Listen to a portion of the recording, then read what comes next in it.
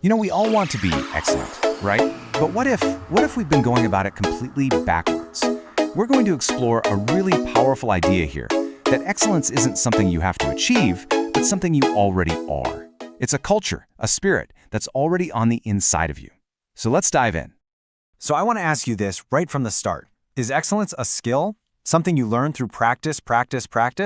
Or is it something deeper? A spirit that you already have and you just need to let it out? That's the big question we're tackling. All right, so let's start with our first section, excellence as a kingdom culture. Now, the idea here is that excellence isn't supposed to be this rare thing we see once in a while. Nope. In this culture, it's actually the norm. And this really breaks down two completely different ways to look at it. On the left, you've got striving for excellence. This is the hustle, the grind. It's all about effort, skills, and competing against others. But then look over on the right, expressing excellence. This is totally different. It's not about trying to get something. It's about letting out what's already inside you. It's your nature, your spirit. It's the difference between trying to be excellent and just being excellent. And that right there, that's a game changer. Think about it. Excellence isn't a prize you're chasing after. It's a culture that you express. It stops being about hitting some benchmark someone else set, and it starts being about revealing an internal quality. It's about who you are, not just what you accomplish. Okay, so to really bring this idea to life, let's look at a perfect example from the source material. We're moving on to section 2, Daniel, and what's called his excellent spirit. Now check out this verse from the book of Daniel. It says he was preferred above the presidents and princes. So why? What was his secret sauce?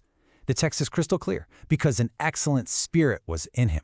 It wasn't his resume or his network. His biggest asset was something inside of him. So let's just hammer this point home. Why was Daniel promoted?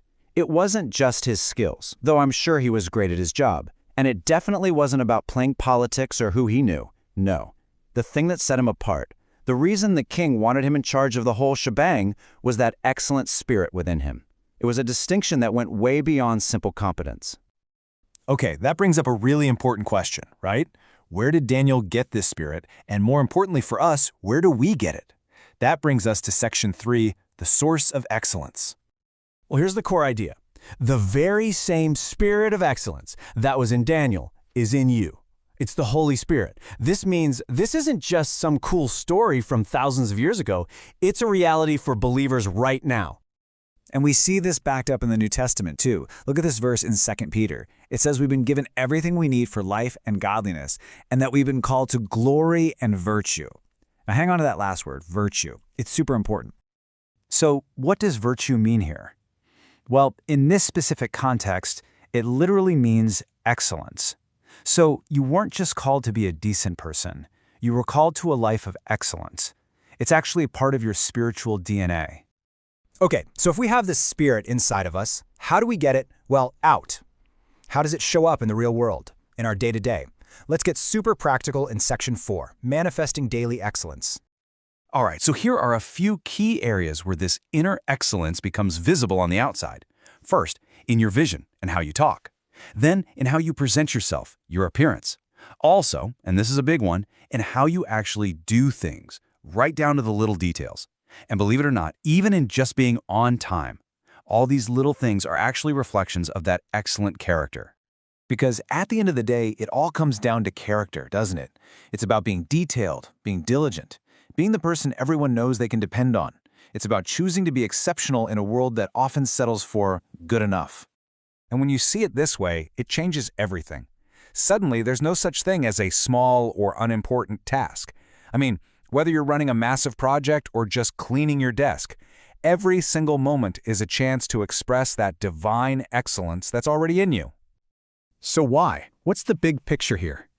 That brings us to our final section, a call to distinction. This is all about being called to be different, to stand out from the crowd. This verse in 1 Peter is just incredible. It calls you a chosen generation, a royal priesthood, a peculiar people. I mean, wow, you're set apart.